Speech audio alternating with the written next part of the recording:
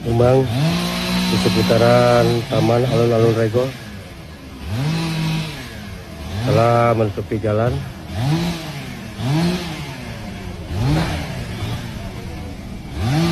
Jajaran dari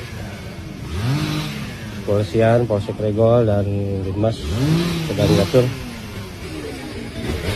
Jadi Bapak Kapolsek Regol tiba di lokasi dengan jajaran kewilayahan dan dari PPKP